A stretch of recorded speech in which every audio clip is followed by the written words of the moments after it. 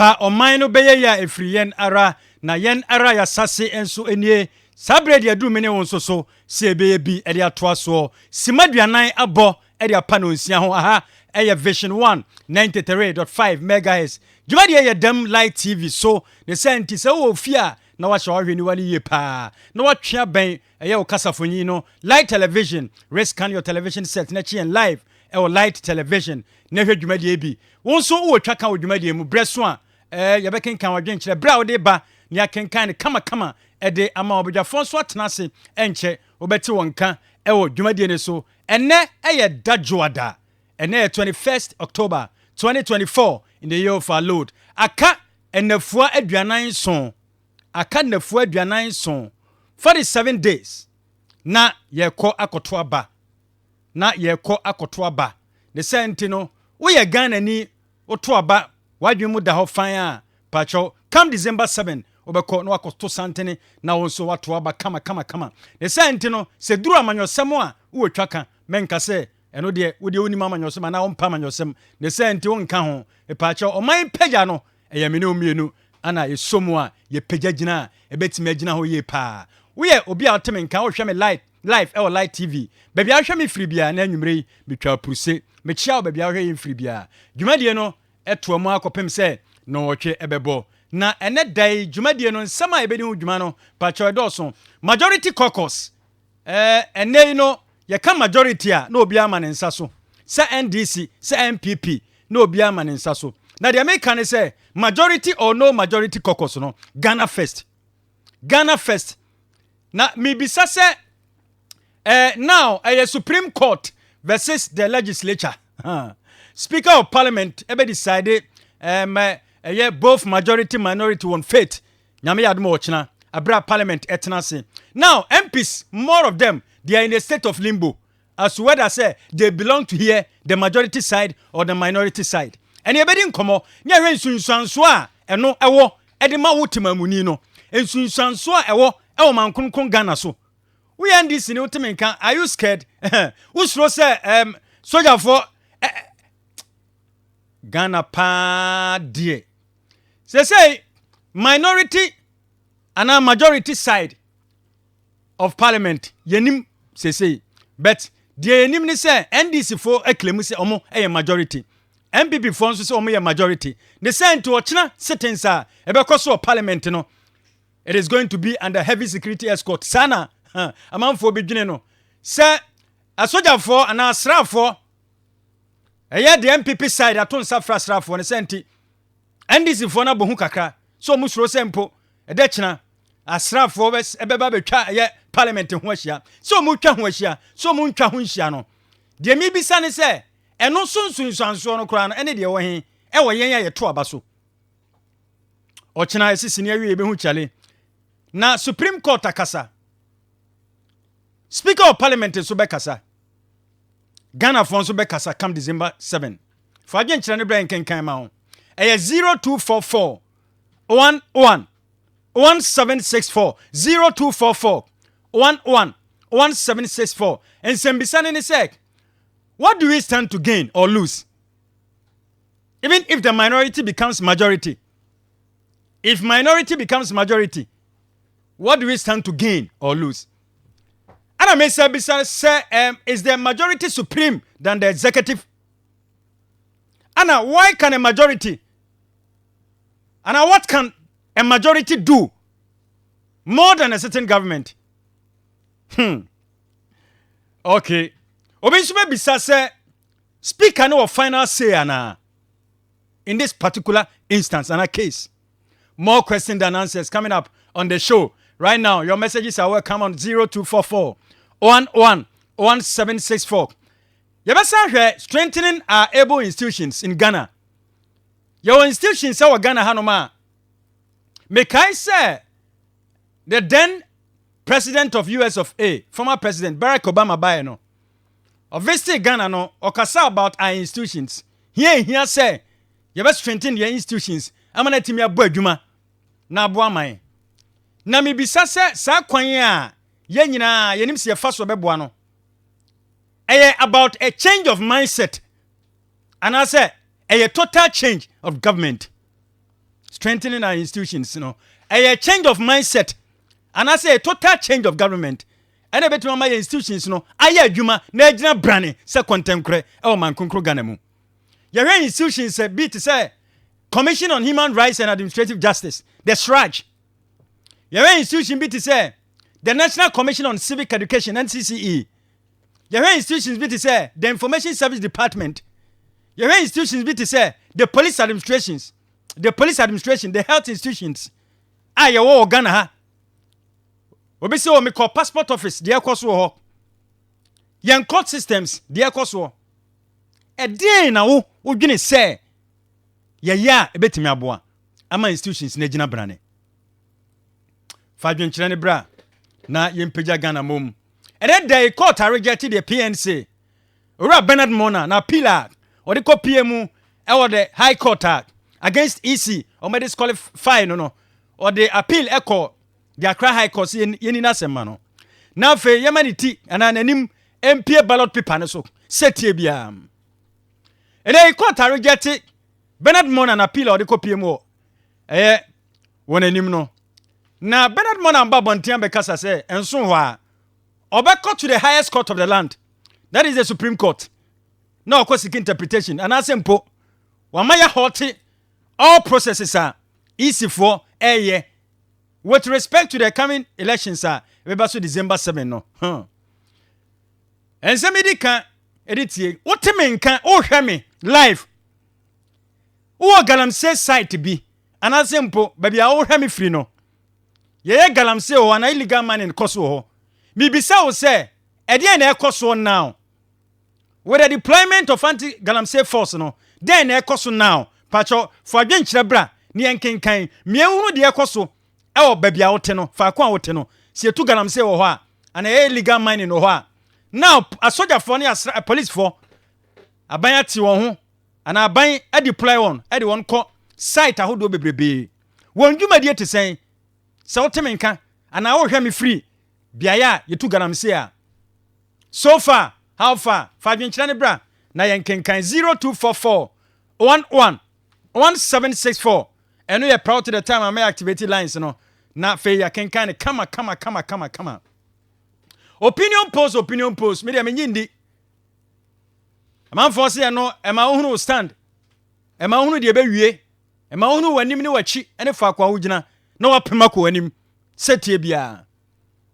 Na the global analytics report haba now ne kire say JDM already kind with a percentage of 52.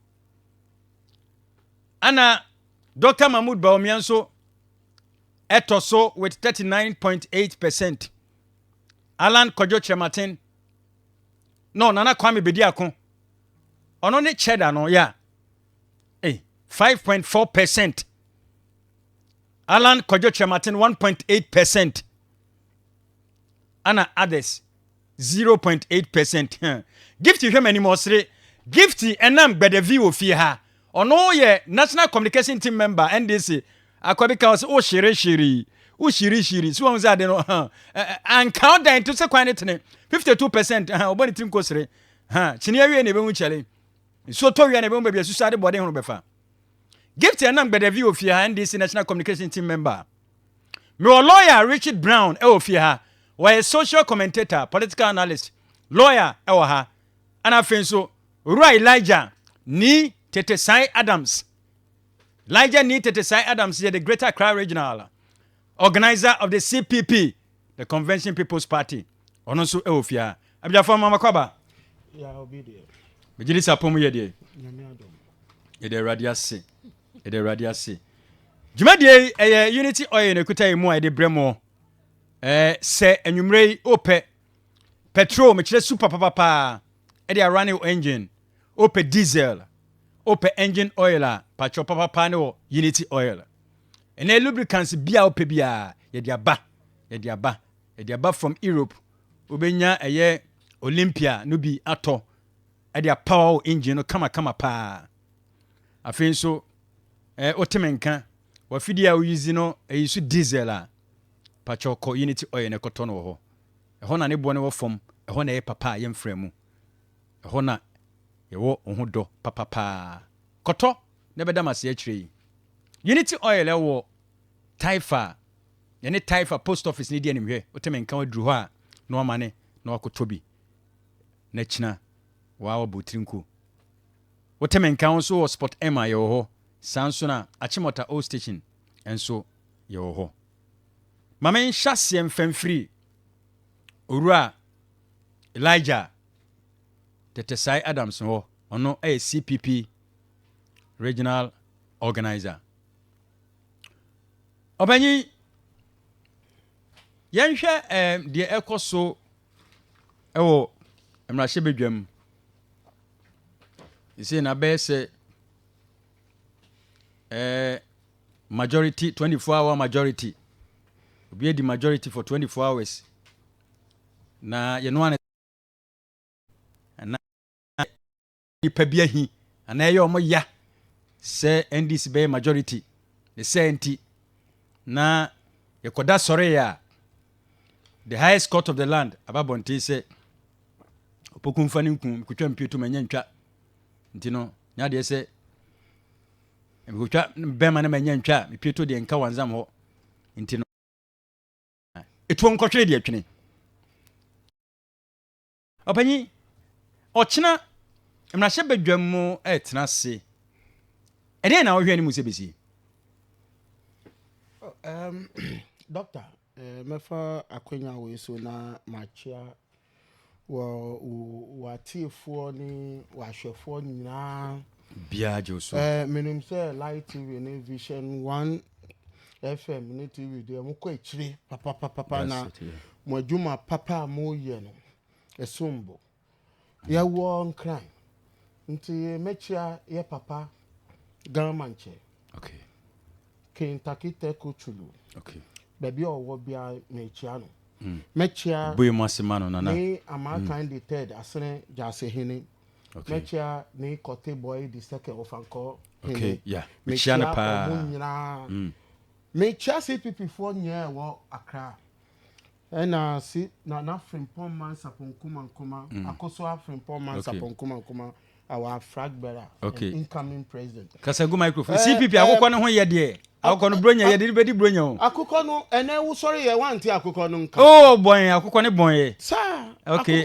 akokọ ba ko na akokọ kokọ na eya akokọ kokọ be ma kokọ enya akokọ bia keke afia de ne bedi bronya asem we wa bisaya hunya papa okay ba me expectation well there me shusha na me expect watch parliament and say the normal charade omo ye democracy mom na yeko depend watch na me no oh the cause on say because we have taken a new democratic dispensation say the NC wa Ghana da and I see in our political realm and for that matter the legislative council the NC no Yakonya third in command of our nation, a speaker of parliament who is not part of the government of the party in government. Okay,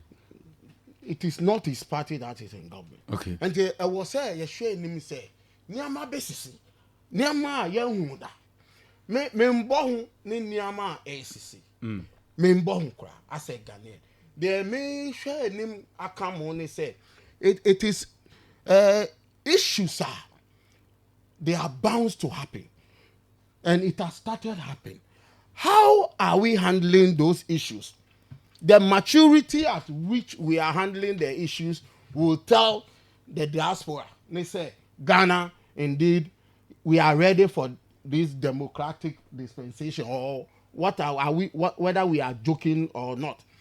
And do we have a speaker? Whether he's from NDC, MPP, or wherever he's from, he's not part of the the executive, but he is the third in command of our nation. Is it the situation that he is doing his work without consultation? Is it the state at which we've gotten to? I will not see any issue, any It's problem. working per the standing orders. Fine, you are working per the standing orders. Master, but you will Jumami, you will Jumamu a year as a team. We should work with respect and chain of command. Say you will Jumami, you Juma be or baby, wherever you found yourself. Say who ye Juma. You have to respect chain of command. And there is rules and regulations wherever that you find yourself. Thank you. Everybody knows, say Ghana, we have three main arms in government: the legislative council, the judiciary, and the executive. That's it. So are they working in hand? Because if parliament pass law, it is the judiciary that will enforce the law. Absolutely. So the three arms of government cannot work when they are working in a situation that they don't trust each other. Or is it the case that the president way of nominating the apex court judges has made the citizenry lose interest? Well, Juma aye kono somo enunti na we no mu ba na masa who doing Ghana ho?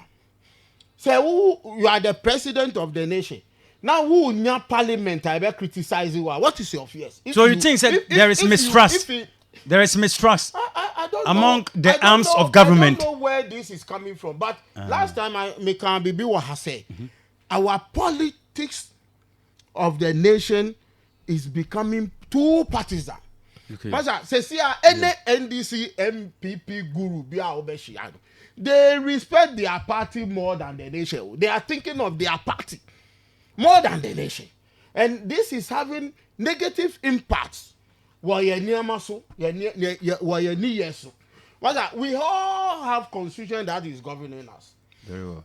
I'm happy you have invited a learned person here, Yeah, who is going to give us a. But talking from the common Ghanaian perspective, Master, I always tell people, says when we are talking of precedents, where people are saying are happy that abada into a better, this case is a different thing altogether. It is not what Mr. Michael Quay did, is what is happening. It's different. When somebody is migrating from an independent candidate to a party candidate, it's different from the person living a party perspective of a candidate to independent.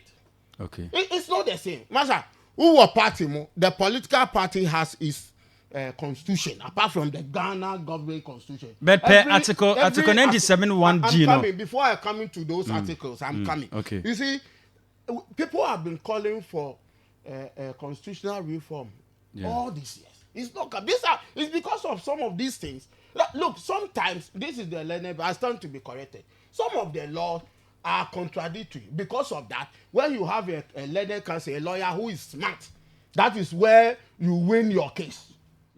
No, you see, look, even some of our forefathers, our uncles tells us that the law is front and back cutlass. It cuts here and cuts this way too. It shouldn't be so. We should know what we are doing at a particular time. I believe the constitution gives a clear indication that if somebody is voted into parliament, the person is sworn in the morning of 7th January, isn't it? So the person have mandate up to when?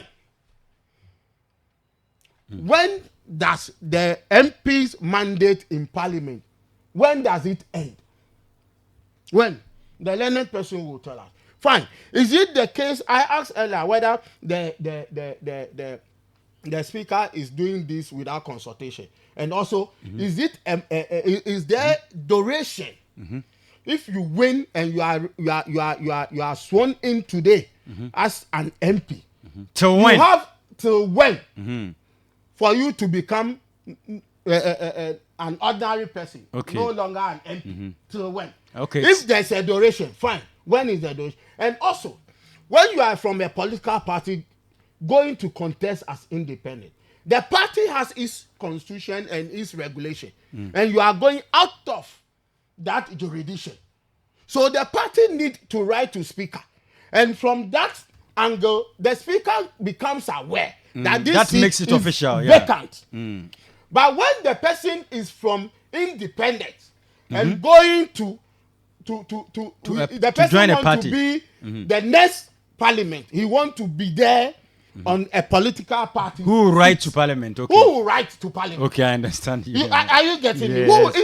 It's not the same thing. Okay. The independent candidate is under no constitution apart from the constitution of Ghana. Sorry. Okay. Party constitution does not come in here for the party to write to speaker to inform him that the seat is vacant. And this is not the first time we are having people from independent seat coming to government, and it does not bring any problem. Yeah. This is not the first And time. far problem beyond my because of say and yet do say I bet me affect things are happening. No, People where mom na affect a side B. Thank be you. it majority or minority. Thank you. What I say? Anything I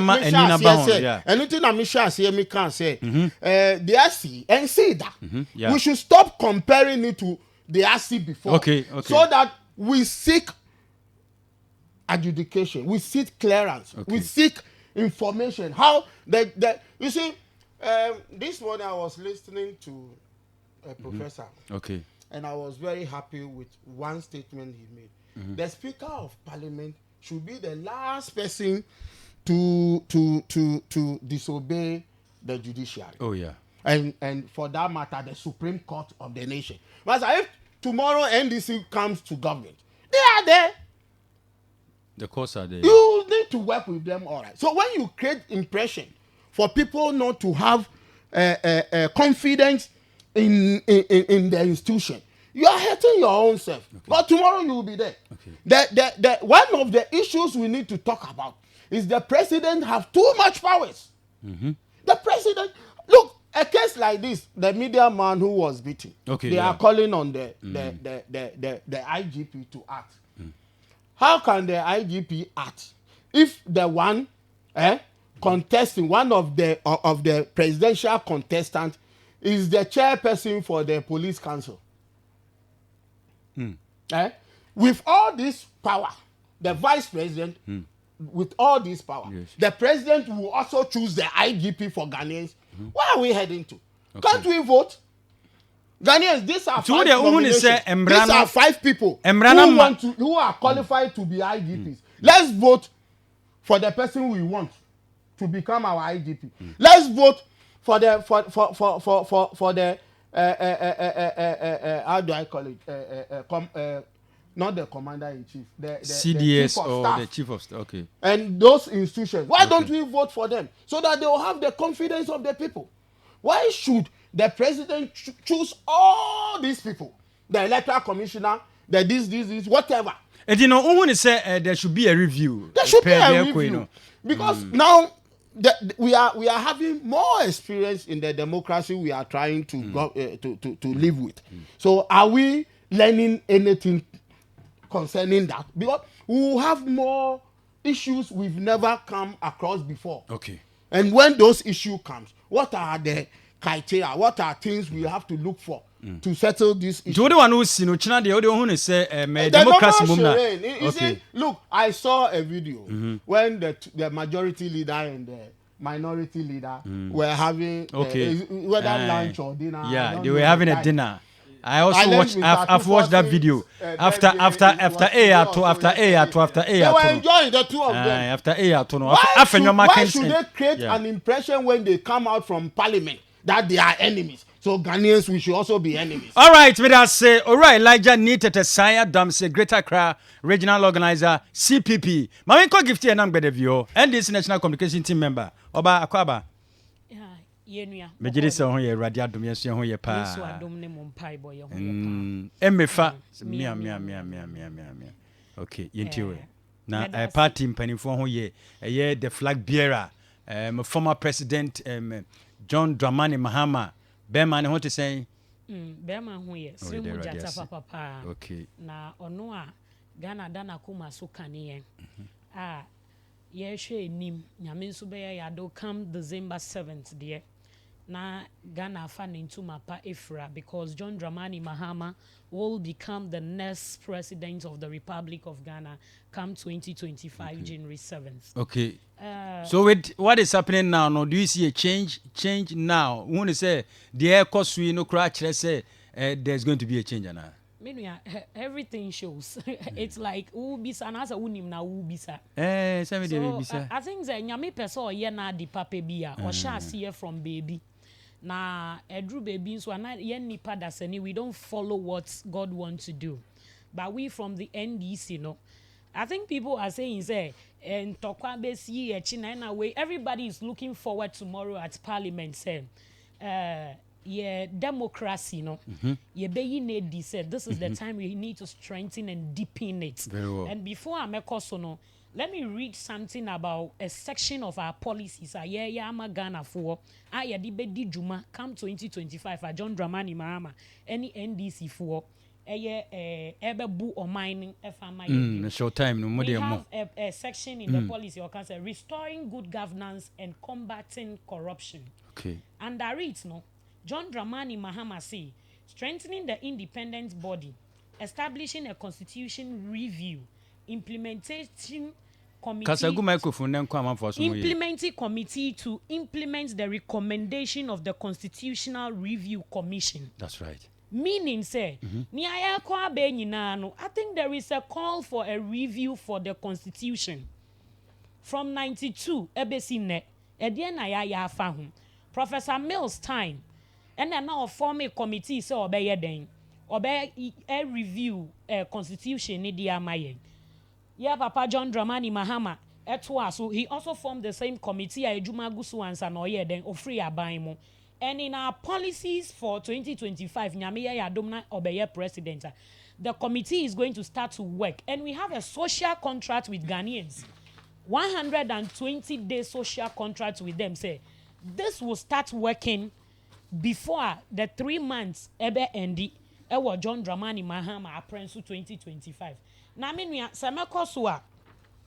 see, Niakosu was Supreme Court nyina ne se onso obi a netrimu ye den o ka kire wo se court ana kire se ni nua be ma na wo court ho ana ne busuani bi na ye den e wo court ho asem bisa mienu enso kire se court den ko bi kwan kam de NDC den kan hamo because eye owura se nu ketua ka se anybody at all can go to and be se me can go to court but ne enti a ade we be ha ye ne se court ho no who are the people representing in the court?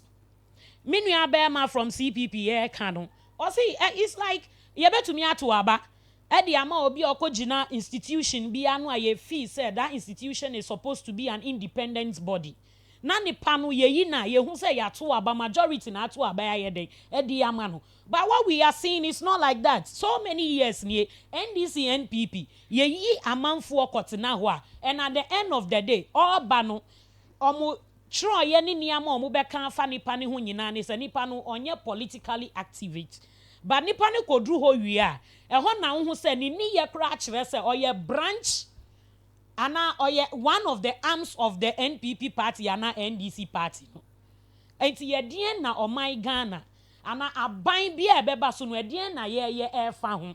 Na je se nipa na yen no. Yen ne ekotena ho no ma na fe ye adwuma to suit obi. Exactly so. To suit our paymasters. You see, that is what exactly is going on in Ghana here. But Mamin can't say way in Chile say. Assembly see what parliament, the people who took the issue to court, are they the MPs more call for independence, no? And now why the assembly call? I have a new markings in the assembly call. Then majority. And he is not affected. You understand? That is the angle I am picking it from. Because, you're right, the Speaker of Parliament, Bagby never mentioned Afenyo Markins' name, say, Emma Parliament. Those who are affected, no, they are the people Bagby did what? Mentioned.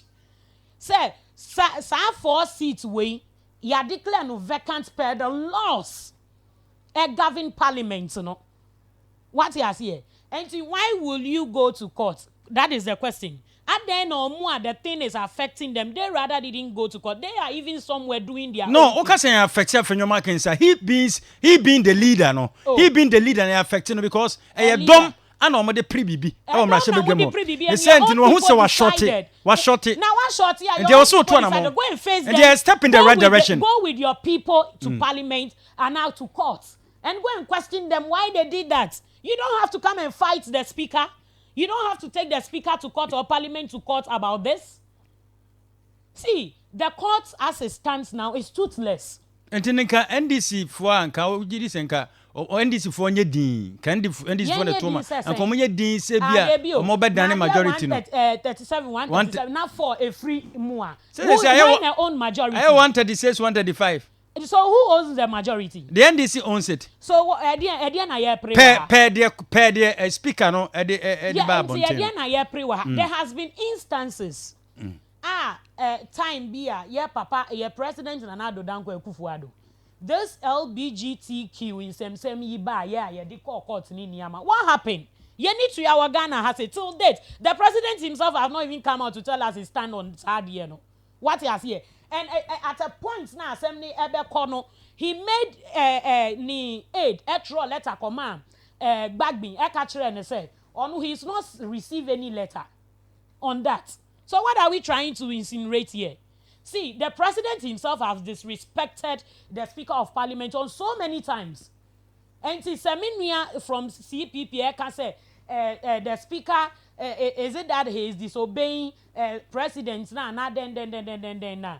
No, I don't think it's in the right direction for him to say that. How can a speaker disrespect the president? They are all working hand in hand because Obi edienim Obi nso diechi, and we all have to work hand in hand. Answer na omani beye den ebeye ye. So as we sit here, for me, I will not say a lot about this because we are expecting the needful to be done tomorrow at the Parliament House. Some of us are going to sleep there because we are Ghanaians. We want near the park. And then say you talk by you say Mrashe Bedwania representing for. I'm a Ghanaian. So the interest of Ghanaians. Ghanaian nyine ko go ase ho be. Debi na say nye nyina na ekọ upa na uso ubekọ. Me so mepe. The Ghana is in my interest. Inti na me pesa me kokotie me pesa obi beka na wa twisting no say e dey ama me. O ultimate court proceedings and the parliament there. Exactly. Na me ametie me betina radio na TV so then I'll know what exactly I want to tell Ghanaians. Say when e course so ha mo obi ambetro and twisting e mfa ama me. So as we sit here tomorrow we are expecting say the laws of Ghana should work. Mama church bibia mfa nko ho. Nobody is writing anything. We want the laws of Ghana to work. Every law that is regulating parliament, papa speaker of parliament, AU so the govern parliament, no. If it is right, they should allow him do his work. What he has here. If it is not right, the two of them and now the three legislature and omuntinasi no mun hwe se ne be ya ade ne be kototin en fama Ghana fo. But baby ayetene de time no and favor with what we are doing in parliament. But I'll speak on authority say today omoye den omokosroba from the NDC holds majority in parliament led by ya honorable Ato Forcing. And that majority now he's holding, he's going to protect it. We will clear the 10% betting tax every year. We will clear the COVID levy every year. We will clear all the necessary. That is what. I don't think if last minute to me clear my Ghana for the 1.9 million youths now. Ghana no. Now no Ghana before election. We are better. Exactly, we are better. No NDC for over from so majority and minority gifty. We are majority in parliament led by Honorable Ato Forcing. Hey, asemno. Mama kwa man so many doctor ba ko ni nkomo Dr. Divine Gabriel or man so or say opese or contributed to the program. 7:14 on the dot. We are live on live television. Your Demonso Vision 1 FM. Obanka say memo adwo aba fidie so. Dr. Divine Gabriel. Me pacho opanyi memo adwo. Pacho teme nka memo adwo. Akwa mejo so. Emese nkomo twetwe u follow pa na also a quick contribution be to make. Minim eden na de so ana say obeka. Okay, meda say make sure what TF4 nyina ne wahwefo a. Na hwe live TV ni Vision 1. Okay. Now, I want to just make a quick contribution towards the Supreme Court ruling. There was political parties, politicians are almost to the whole and almost fee. Adia chapter 10, under Article 93, Section 2, or say constitutional legislative powers to me yemra our Ghana no ama parliament. Exactly, yeah. Parliamentarians na omoteho both MPP, NDC, independent candidate led by Kensford Abasmani Baden. Yeah. To me yede shemra no constitution de ama omo shemra ni wia judiciary a court na make sure say timamufo ebedi sa amra no so. That's it. Now what we ni sa amra no so no ya twenwa so. Ampa. Enti mo a mo ye mra na court no so make sure say timamufo bedi so no. Mo ni nipa we se mo di kan se mo bedi mra so. Enti se parliament ekase Abansmani Baden ekase Supreme Court to say bisa de di kan ya we se bi say ho question say court betimi a kire Abansmani Baden ade a onye ne parliament ya na answer ne ye Debbie, yeah. The court cannot decide how parliament should be run. But ye parliament no eyemra ena de ne tena ho. Enti ade bi a parliament be ye no e wo se efa emra kwan so. Na tie enipa ete parliament ho bi no a omye parliamentarians send pakro ya mu bi ena de parliament e call Supreme Court. Enti say parliament de ono ho parliament na ko gina court. Tie enye Supreme Court na chere parliament de wonyo. Parliament ni fabi either minority or majority. And this parliament na ko gina court say Oman kasa omo shemra no emra na omo di ni parliament ho no emfamra kwan so because constitution ni dey tumi no ma parliament na the constitution na kan enye no na parliament di ye adwuma it is Supreme Court in chere sa amranim enchere parliament yeah no chere say Supreme Court and chere parliament ade o mo parliament na nkasa and then sa constitution law na say se obi independent na konya na oteso no ye declare vacant na bisa se obi say oma wo bu omudin no currently are they independent members obi baka se daddy if we say omo change the next election enti afefofo edabia e ba ho asem no omo ka na nye sesi a ene binum se daddy sesi no wo se wo ko independent ebre bia e ba e wo se take effect ene enti we gina fa ena we gina fa ena fa bi de akọ Supreme Court to say ene chemra na se kire yen na yen hu se nipa na say the next election obeko independent e take effect ene ana say e be take effect wa bra yakoto abana wie ena Supreme Court to say yen na amra na ma yetumi say yen chemra nim enti se ne amonti afia de a ruling na speaker de aba no ontwen onya abotre amani ni ya no am say because akoba se Supreme Court echere mranim and the parliament and sana parliament is not Supreme Court and church mu no so e de am ruling that is a stay of execution the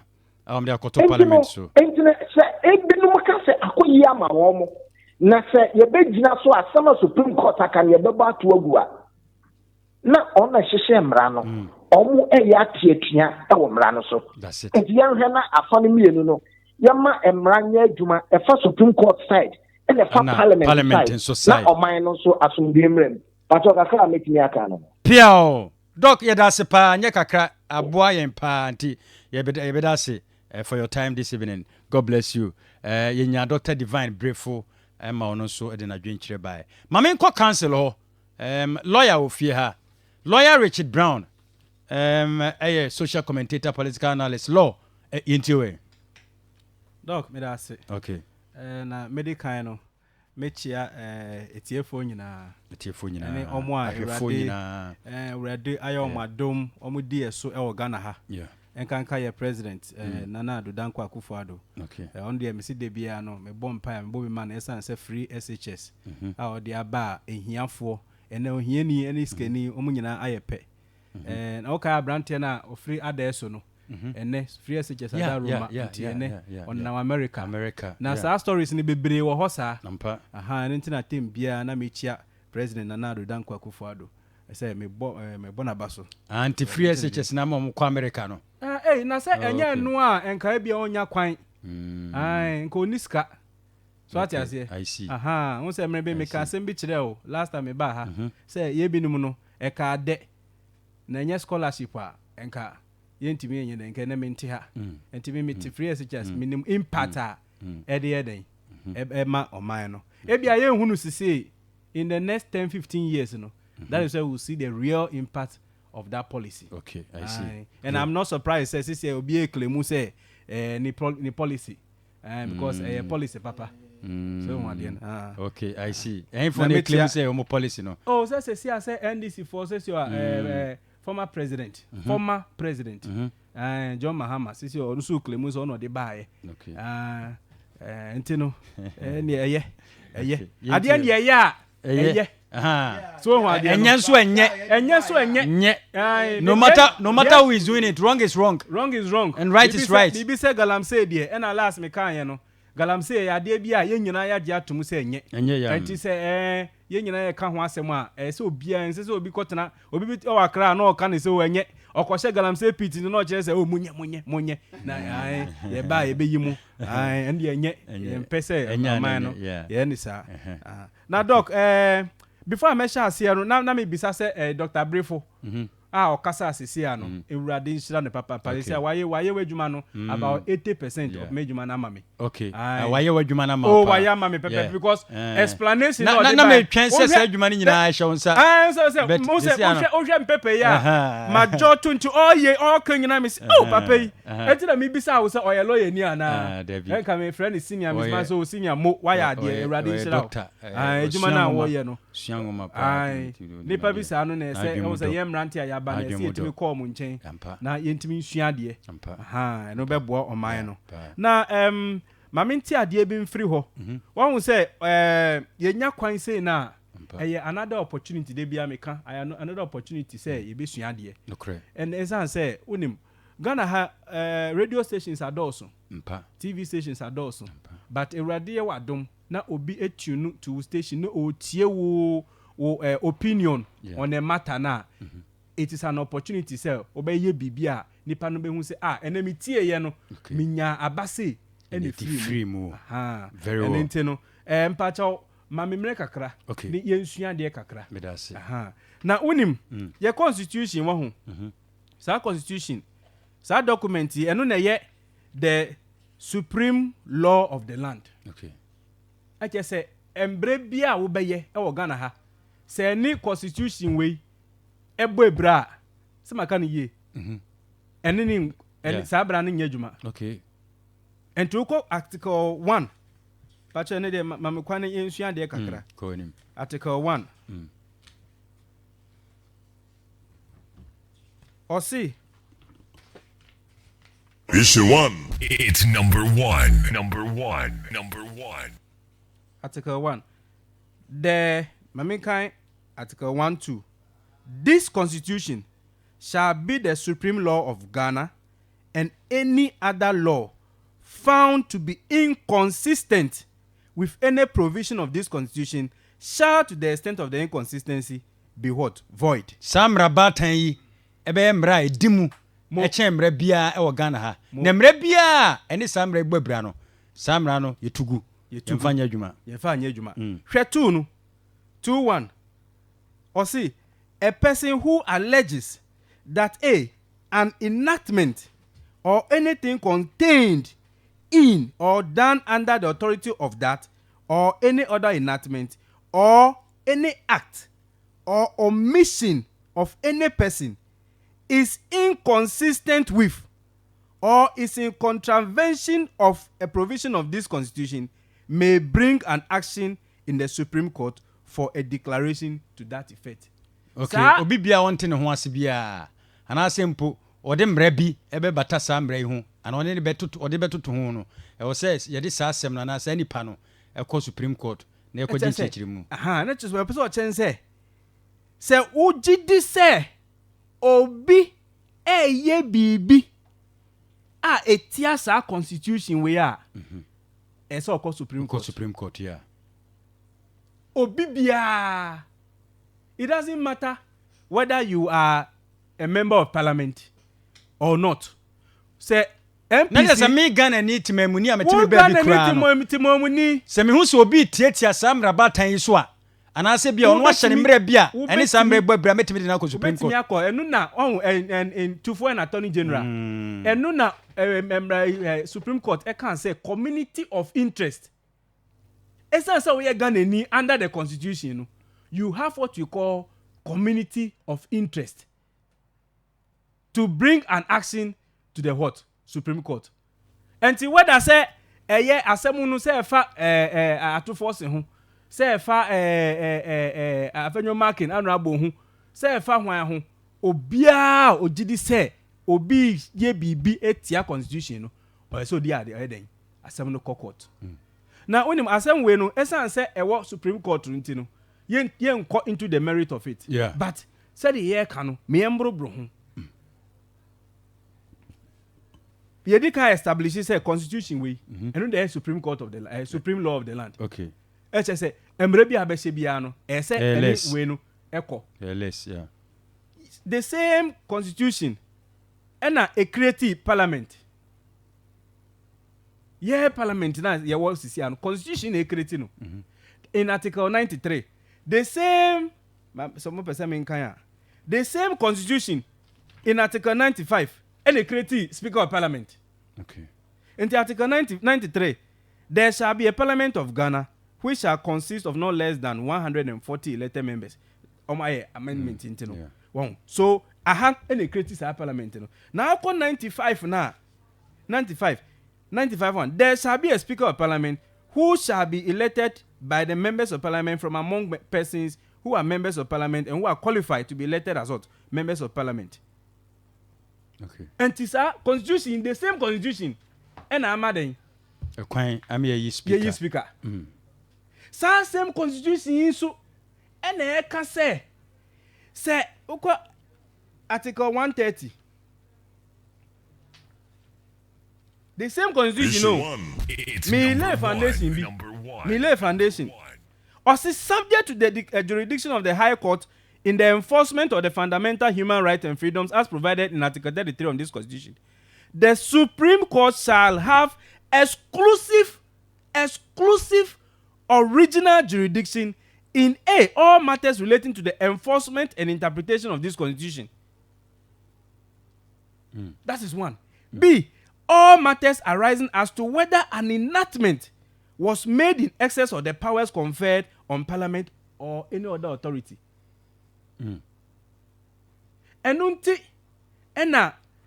first, no, Supreme Court, what they were doing was that in for an Attorney General, any JH Mensah as Attorney General, Omo can be, Omo see, Parliament is what? A master of its own rules. Tinomu pese omo di omo hu ebe call Parliament. But in Justice Abdullahi versus Attorney General 2019, they departed from that old rule now mankasa setting for themselves, you know.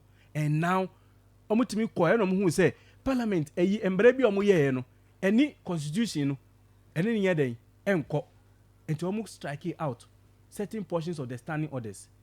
What it means is that the standing orders na Parliament use no must be in tandem with this constitution. In tandem, I just saying any constitution say any ko echo. And it's a standing order bi o ho any constitution in kwa.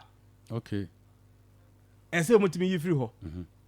Now the question is Ghana's parliament no any say UK parliament UK doesn't have a written constitution say the no. Omo ye mra no enti omo parliament is what we call it has sovereignty, absolute sovereignty. The parliament be kan no by hand entisa Supreme Court can actually go into and as an interpretation. Okay. It is only the Supreme Court. Now, when it comes to interpretation, the rule is that say at the end now person will interpret no if it is unambiguous and it is clear, if it is clear and unambiguous, then you read it as it is. Now the question we need to ask ourselves is, who determines what is unambiguous and what is clear? And now, yasama who can say interpretation, Supreme Court. And untina sa adia abe nyina no media me can say it will help to build our democracy. Yes. Because we ain't see twice. Ain't see twice. Ebinum say Professor Michael Kwe yeah. Hwe when him say Ria Koto. A bad precedent. Ngofo bi na amoye Kolungugu bombing you know. Na court ehun ya no mo ma ruling. Former president. Yeah. Kwame Nkrumah the Great. Yeah. Or here also on Tiasie, he reconstituted the court. It was a bad precedent. And to say nra so be ye ne enya na question is say time ma Prof Michael Kwe ye no why are they call Supreme Court? Why didn't they go to the Supreme Court for interpretation? Does it mean say enra obi ye na enye enti na ene me feel so obi aye na emnya me ntra me right so ana Debbie. Anything na the honorable Afenyo Markins akọ court. Wrong is wrong and it's the same yesterday, today and then forever. Absolutely. Yeah. Absolutely. Enunti ena wako court say interpretation say the Dr. Anika and Dr. Brefaka no. Say is it to say nipa no our parliament say ena wa cross carpet and now say against the next parliament ena wa cross carpet. What is that interpretation? I don't know. I already akoko say Supreme Court mu niama mutumi mu pe niama mutumi say munye constitutional interpretation in this country. Enti no mu nchechire mu na Supreme Court to say asem no de ebekom na mmom no mamenye example we. Okay. We are my tenant. Okay. Na me too. Oh fie. Me too na bia kwan a me fa so too no. E bia utam nso yen be kwan a me fa so too no. Me say why niema bi. Niema no ukọ section 70D of the Rent Act. O say niema we listing niema a wo ba ya e betimi too. E na me say why niema bi. Enti na say metimi too. E na wo warase akọkọ to say e kwan a me landlord person odi too me no. Enye na court as say tobo mentu nansa. Esa se wutu nu na sa asem no yedi ni ehu se ekwan a wo fa so a wutu nu no enya eye we say wakoso damage already. Enti no adenti na wunto bo ase kakra. Entu nu na yenya den yenya mene ni enko asem num ye kwa asem num wie ni ehu se ayempa se wutu na why den watu nu na ye ko ni ehu se wutu na no so afa ne ho sa na asem we akoye. Or say or they are called for interpretation. And almost say, Uncle Foy, obi ne tu abayi omo. Obi ne tu abayi omo. So mumrambe ye juma. And ti mun tomobo. Stay of execution of what? Yeah. We na waye no. Tobo ase. Na ye nya kwan ne enden. Ye nwura asemunum. Ni ye wurem ni ehun say interpretation kwa ofa so no. The right a year. Pronto. Yeah. Anya no so a no mo so mo eden. Yeah. Mo ti omba bi. Yeah. Na mo say onkofo etu aba akosa line. Asori ahomache. Akwa aba ni eyi nkrofo na wotu eyi say because of standing order. We standing order no. Obi no na obi so onti ase enti okokot na court nye den. Enchechire. En asem no nyina ani o. Na woni mo chena de ebesi. The almost so china hwinsi. Bibia nsi. When the enter the besi ni say hwinsi. When the enter hwinsi. Yeah, current speaker. The Right Honorable Subani Bagbin. What's on the longest serving parliamentarian and he's a lawyer. Yes. Or a lawyer onima die pa. Minji ni so obetna ho. Say under his watch. Say constitutional crisis ebesi. O mani mbaso sa.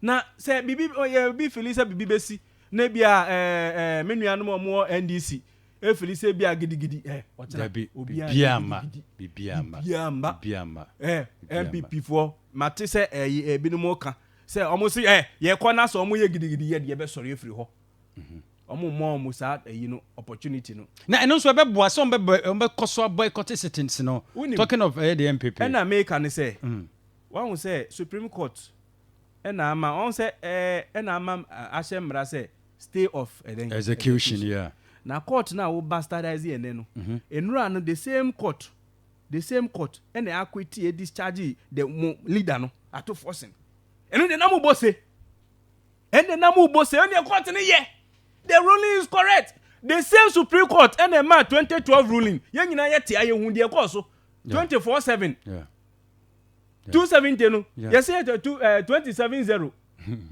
ye nyina ye hu ye missing pink sheets transpositional errors ye nyina ye hu but the same Supreme Court na Emma ruling na and any ye bose no and ne de Supreme Court no yes onye sa na tie omo adwuma no ye kura ye lawyer for ya da e kona ebe kona ebe kwa ma ye no ne ye nyina ne age ene me ko yes am case bi ko ye ma me ni je ye da me ko so na last week ba ko we koti ya me the whole day ma ye basa yes agro no unya ne sada but ese ati ase se eno ne ma ye democracy no enyini because ensi twice okay medase pa lawyer Richard Brown ana what to ne boase akyekyere mu yie kama maye no pacho onti ase a de onti ho ase no fa text message line so de nkenkan ma on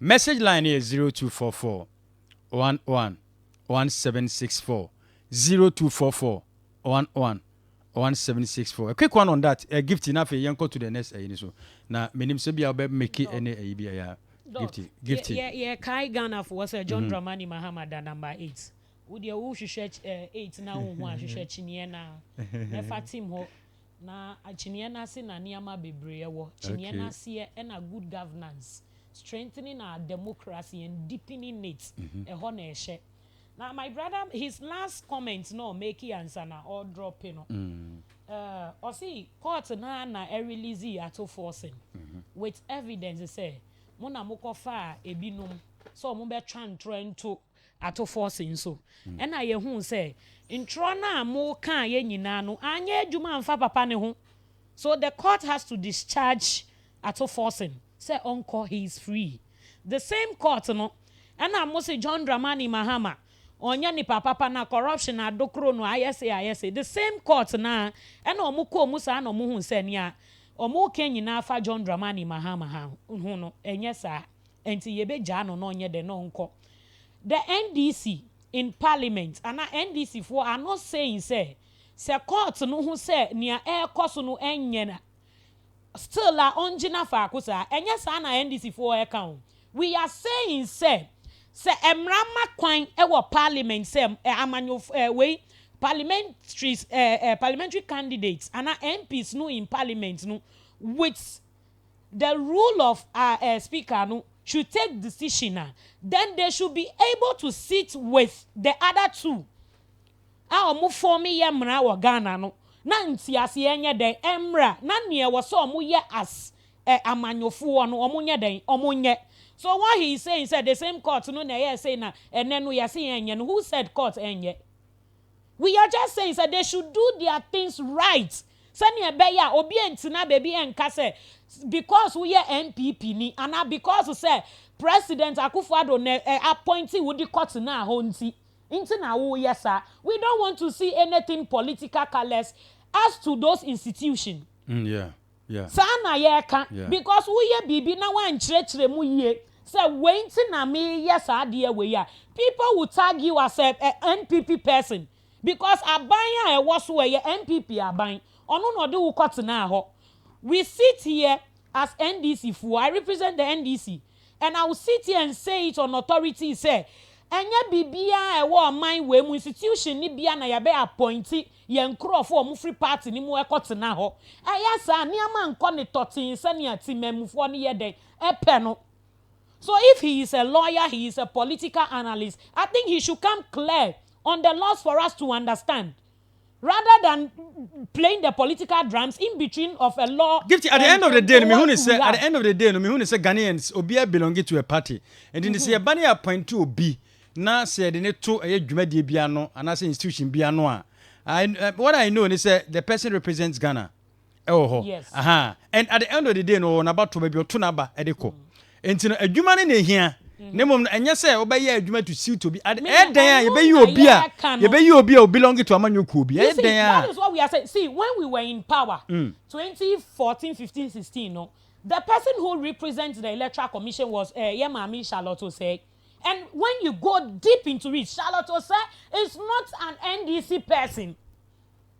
What you are saying? She is never an NDC person. At some way, me can't be a man for Njindi, but I hope so. She's not competent for that particular position. It's not that she is not competent for the position. Okay. She's not a political affiliated person who was put in at the EC. But today, what do we see? What you are saying? So what we are saying doesn't have anything to do with say NDC forcing courts in here. We are just saying say they should come clear when you are putting at an independent body institution. Now go there, do your work as you are mandated to do.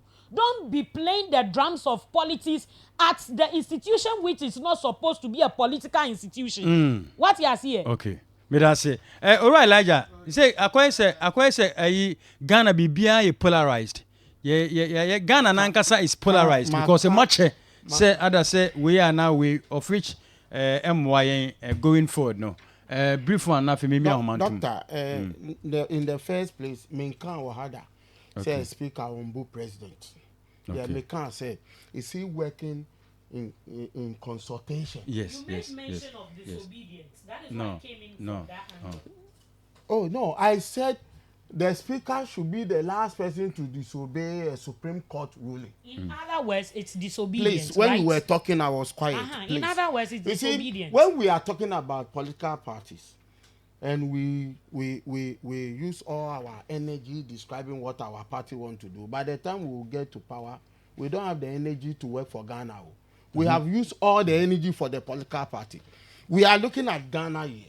Even a learned person is explaining to us what the law says, and you are tagging the person with a political color. When we do things like this, tomorrow we will not get somebody to run to when we have issues. You see, we shouldn't use partisan politics to mark everything. Look, in the first place, which political party formed the constitution that we are all praising or we are all talking about? Which political party? NDC. So if we are not voting for IGP, we are not voting for EC head, we are not voting for Chief of Defense Staff. Who created it? The NDC. So the mess, what we are in, what we are experiencing, did we factor situation like this in our constitution? Yes, it is there. This is only a constitutional review we are asking. So that tomorrow, if I and my sister Gifty, if Gifty is made the ambassador, Ghana ambassador to US, she will have a clear vision to which way to go.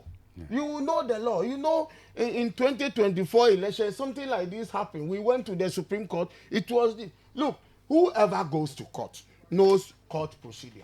I'm not a lawyer. I'm an ordinary Ghanaian, but I go to court. Yeah. I know it. Look, even this file that was filed at the Supreme Court, there was an injunction that the Speaker of Parliament shouldn't do anything, isn't it? There was an injunction filed by the plaintiff. So the Speaker of Parliament shouldn't have, in the first place, even gone ahead. The court know best. But whatever I was saying was, because Parliament work with the judiciary, Parliament is autonomous, judiciary is autonomous, but they work hand in hand, isn't it? We should be careful how we qualify them with certain statements. It doesn't augur well. We don't have any look. If tomorrow Mahama comes to power, he will appoint a Supreme Court judges. Absolutely. So NPP should say, because Mahama appointed them, they are biased. We shouldn't work with them. Because of NDC MPP, all the good people we have on our mother Ghana, on our land, in our mother Ghana, we should destroy them because somebody did it in somebody somebody's type. Political vindictiveness. Who suffers? It's the land that suffers. It is the land that suffers. So we should be careful. When I started, I said these things that are going on, me, I'm not scared. It's good for our democracy. Okay. The Learned Council have said it here. Okay. We are all looking. We are at a crossroad. We've never been there before. Now we are there. We will see things we've never seen before. Okay. It is the way we will handle it that will tell the diaspora how matured we are. But this way that we are going is not going to help Ghana. It's not going to help Ghana. Me that say, alright, Elijah, me tete say, Adam say, CPP ni mapa. Me can messages kakra. Na me miya homane to me wiya me babija for ho. Good evening, Chairman. MPP, they don't have any case. They should accept that now they are minority in Parliament. Tomorrow they should go and sit where they are supposed to be sitting as minority in Parliament to bring peace. Samuel Clinton inside Tema Community 20. Samuel there by now day. I thank the lawyer for his good explanation. No propaganda. Now day there banana. NDC has nothing better to offer Ghanaians. NDC never again. Me pacho I now do din aka ho bra Ike. Okay, me da say. Also bit me the dia ba. Nemo no men kwa ho man so min bia ho man tum pacho. Joining a live from wherever you're watching us from. And as simple, wherever you're listening from, Frey CCA, 0500 19 2051 0500 19 2051. Menko, good evening. Pacho, dini baby, our family free. Doctor, me Pacho, I'm already kasi pa. Mejo so penyin Pacho dini so free hifa. Wan kasa uno be ma yapo. Ama sama. Pacho into. So, papa kasa fidi kasi fidi. Amicia, Aleka Genua, Samia. Okay. Akwapuno. So, boys are MPP. Funny ya remember for. Oko shwe Aleka Genua, Samia kuduma waje wa NRE. Nale ho. Oko shwe wa nene bema. I question me. Sama mo ye pressure ni ato apa ama o bi ato na no ma it will be there for to apa na o should ma papa na so to apa no esa to me doc nya na beda sepa kacha Samia okusi Petusho. Good evening. Pacho dini baby our friend the free. Jeremiah takrade hefa na wo. Nana takrade. Nana Pacho takrade hefa na free and our him free. Oh takrade ankasa monkey here. Okay, yentiwe. Every time Mamitia no takrade regional minister Dr. Kobna Pachida Kumesa. Okay, chano. And Dr. Chris Sama. Deputy Minister Works and Housing. Yeah.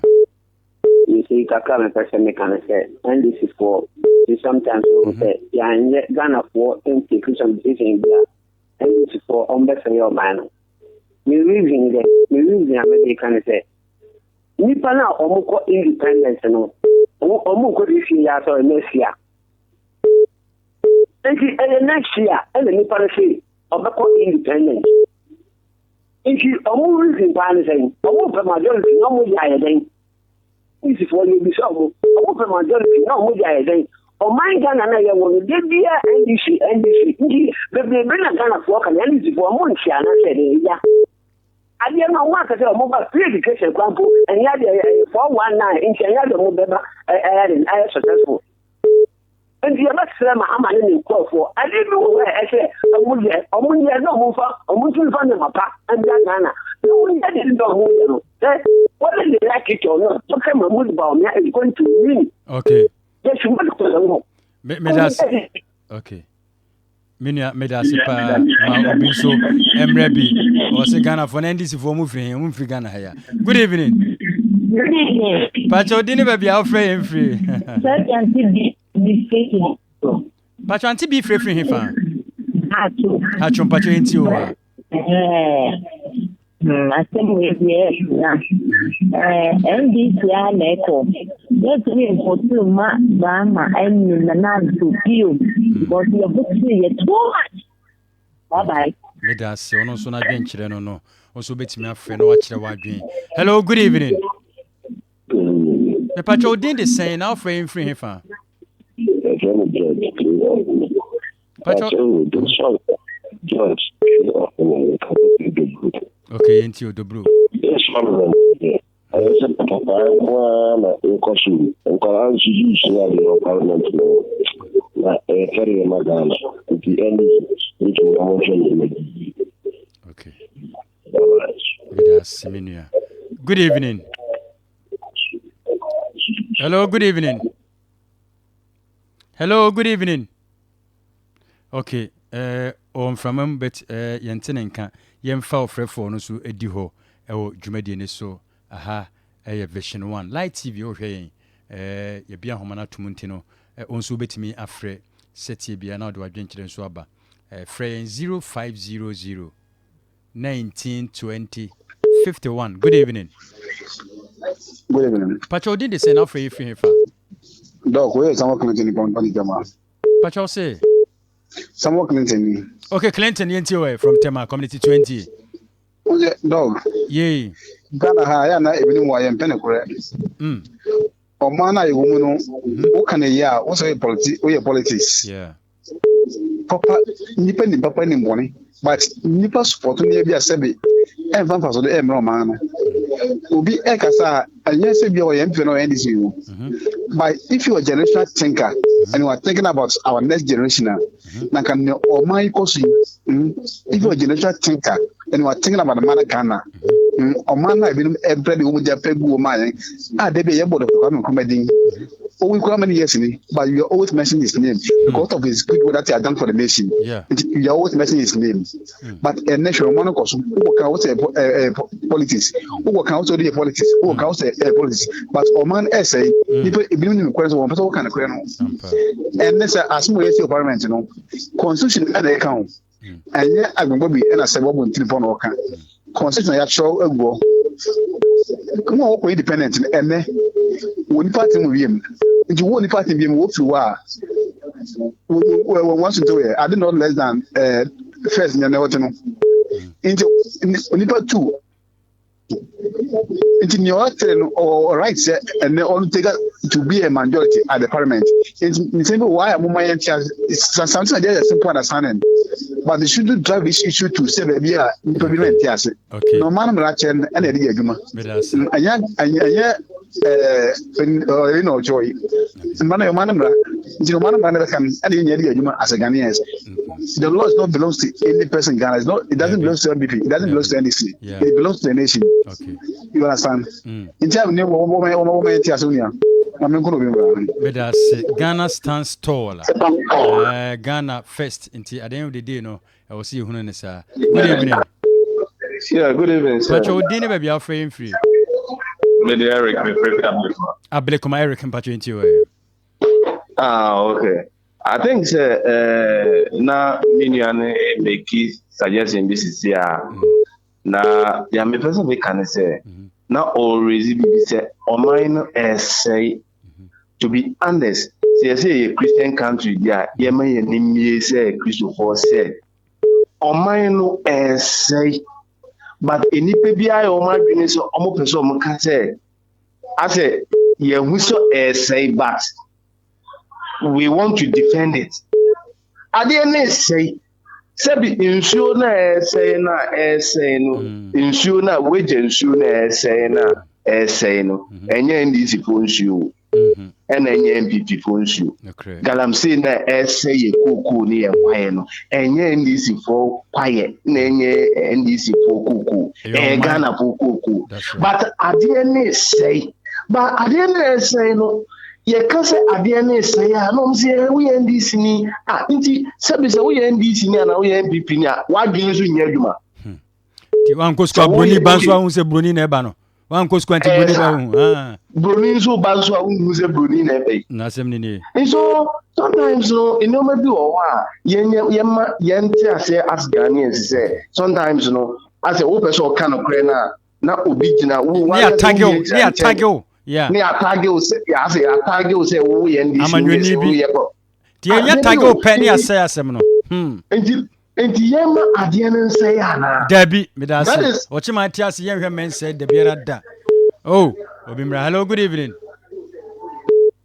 pacho odin de sɛ na free fa tentem so ara yenti o me kaseti kaswa okay your friend saying from papa yenti o from kaswa okay say sama manu kanu adinu say agbangba di kasa no kasa ye Ghana constitution intina o kasa na yesa yeah nanti adeti no so be check different so court ruling different no so court ruling so ye different nti obi aye na adwuma nti om court fo ndia om tra o masam so na argument so intra o masam so entimi masa omu nyina ye adwuma bom nti no obi antimi mfa na asɛm nkodo sa obi antimi mfa na asɛm nkodo sa aha yes e wose baako hyɛ baako ase ana baako tie baako asɛm na ye adwuma enu ese o sit down no mo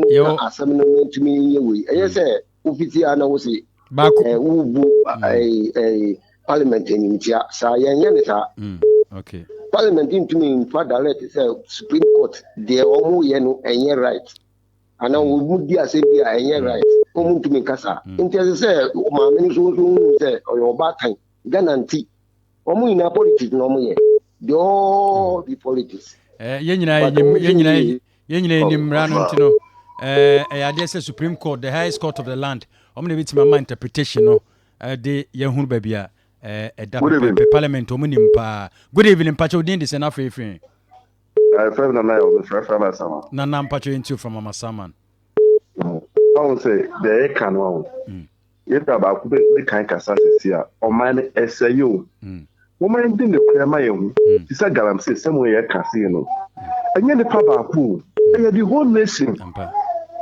nsuo etisika be na ewo sisi e betuma ko kran nsuo ye nya afọ no se ye benum yenye bi mama ye hwe nyoma bi se we NDC we MPP o ma ye fa ni kure ebu o ma ye de ni kure se NDC ne ho power ne nyoma esi ne na ka esi a to an affair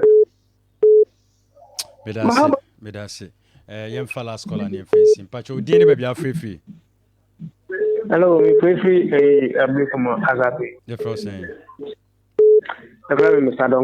Donko pacho tetel yonko ni tentem so I me pacho the woman say oh ayana nipa ni bebre omu nim say Supreme Court no ahomodin so sling efa parliament for a parliament for I was telling father be a woman mu be a Supreme Court no sling parliament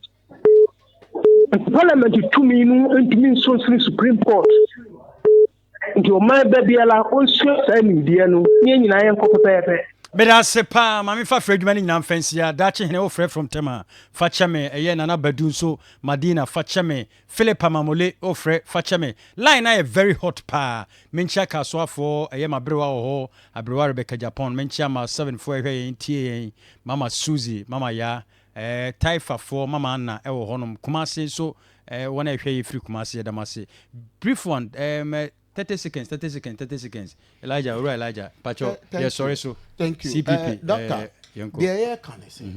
Yeah, na share. If you are per se, and I have friend mason for na carpenters and all my chassis, okay. There's no way idea I did see Obinim chair. Yeah, say there be all the political landscape. Everybody is praising Kwame Nkrumah. Yeah. Kwame Nkrumah ni kra all the free SHS ba ya ebinu mu akobia mu di presidency say akra omo obi a ka so no no dia the all the buy the all significant and Ghana for obi a nhwana the all see dan no no nim dan kra all okay nti pharmacy CPP ba NDC and CPP on the ballot more than on the ballot number 7 okay Joe Fameye yankwa ene yankwa na gifty pacho yankwa Alright, give to number 8 into number 8 mo no ha doctor number 8 na na chinie na wodi ahwehwe chinie na but 1 minute ya papa back 1 hour ago, the Abetuni page, our social media, say, God bless our homeland Ghana and make it great and strong beyond any single individual or institution. That shows you tomorrow, Agbam Bagbin is going to deepen democracy and strengthen it for Ghanaians and the youth. Thank you. Fix My Right Company Limited. As if I can't brand and fix him, me pacho. Omo says, say, Kwemu Kra. And I say, Mpokan into me, ma, pacho. Ombetima befa, akwa yen hwadwuma ma. Ade ba kwa efe omo ho ne se, wo de ka ne kwa ne ma ka foforo. Kopim se be wi o ka no. Na uyusi a ne sa. Fix My Right Company Limited. Enti engine tuning, overhaul and body works, oven spraying, air conditioning servicing, and electrical works nyina, automatic gearbox repairs, maintenance, and general servicing nyina ka bia. Mercedes-Benz, Range Rover, Ford, truck buses, BMW ni nyina pacho. Cancel pacho for anusima me na yenko. Na Fix My Ride for unimbe omo. Omo ana do kan ko cancel. Omo adjacent Accra Academy School no. Accra Academy Odoko Police Station, police quarters wa. Atiko Junction. Omo behind the Goil Filling Station. Goil Filling Station echi penti law. Ana do kan ko Odoko Police quarters wa. Atiko Junction Fix My Ride for Accra Academy School no. Omonene sanso sa. My phone number ne ma na na oko 0540 trotwo 0540 556020 0540 55 60 20 and 020 222 7660 020 222 7660. Fix My Ride. We own the finishing. Law, you own the finishing. We any unko. Me that say. Now, only say me say me were biased towards free education. Nti wo de hwa na obo. Hwa nti Ghana for say the more hwe no. Monko to aba no. Monto aba no ma de obetimi protect the was started. Okay. Aye. Me that say. Monto aba no ma de obetimi protect the was started. The was started. Aye. Me that say.